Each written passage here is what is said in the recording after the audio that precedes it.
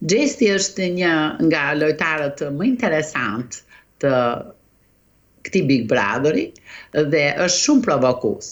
Pothuajse të gjithë banorët që janë pjesë e kësaj finale i kanë nxjerrë nga vetja vet. Me lloj-lloj manovrash të ndryshme, ai ka bërë ata të cilët mos jenë vetvetja. Ka sulmuar nga i pari dhe deri në fund. Edhe sulmi i tanishëm, organizimi që ai bëri, është një tjetër manovër e tij për të nxjerrë gjithëkënd nga vetja vet. Por një nga më delikatet që rrëshqet me shpejtësi të madhe dhe del nga vetja është Egli, e cila ka të bëjë me forcën psikologjike, se ne kemi thënë gjithmonë edhe mbetemi te ajo që kjo është një lojë e psikologjisë. Pra kush është më i fortë në anën psikologjike, është edhe fituesi i Big Brotherit. Mbas hyrjes së dytë që ka bërë Egli Tako, si ka përjetuar, po them, këto sulme nga Gjesti, por edhe debatet shumëta që ka pasur brenda asaj shtëpie? Egli i ka përjetuar përsëri me emocione.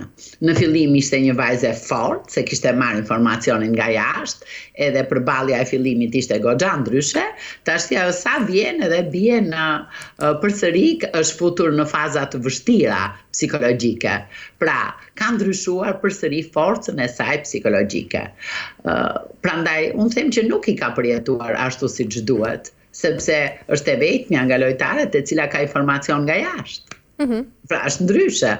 Të gjithë nuk kanë dalë, kurse ajo ka marrë informacionin nga jashtë. Informacioni nga jashtë është arma më e fortë e çdo lojtari në Big Brother. Gjë të cilën ajo e ka dhe nuk e ka ditur ta shfrytëzojë.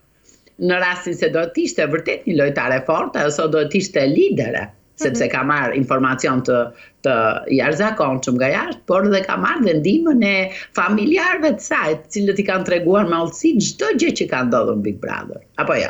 Është e qartë. Por këto konflikte tashmë që po ndodhin brenda asaj shtëpie, debatet e shumta, përplasjet e shumta mes banorëve, por sigurisht më e rëndësishmja është mes Gjestit edhe Eglit. A është duke i përdorur Gjesti, le të them, këto konflikte si një strategji për të fituar më shumë vëmendje në shtëpi, por pse jo edhe të publikut? Sigurisht që është duke i përdorur, po i përdor në çdo prime, është ai që do të dali në pa. Unë mendoj që Gjesti me lojën e tij do të jetë jo vetëm finalist, po do të jetë në dy të fundit për të arritur se kush do të jetë ai që do të marrë çmimin e madh. Pra është i padiskutueshëm që është një nga finalistët e Big Brotherit. Loja e Gjestit, e kam thënë edhe do të këmbgul edhe një herë, është një lojë shumë interesante, është një përvojë nga një Big Brother në një tjetër, gjë që e ka forcuar atë, ka nxjerr ato gabime që ka bërë te i pari për mos i përsëritur te i dyti. Dhe faktikisht Gjesti tek Big Brotheri i dytë nuk ka bërë më gabime që të bjerë pre e dashurisë, se tek i pari pati goxha probleme derisa doli me Xhenetën. Ma mund të them që forca e Xhenetës ishte shumë e fortë edhe vuri poshtë Gjestin. Kurse në këtë Big Brother ai ka nxjerrë mësime nga një lidhje dhe e ka përdorur lidhjen dhe jo të dështojë për shkak të lidhjes. E qartë, ndërkajsha, mund të çojë ky incident që ka ndodhur, ose ky prank që i ka bërë Gjesti Eglit në ndëshkime nga produksioni apo edhe përjashtim nga shtëpia e famshme? Tani, kjo është interesante.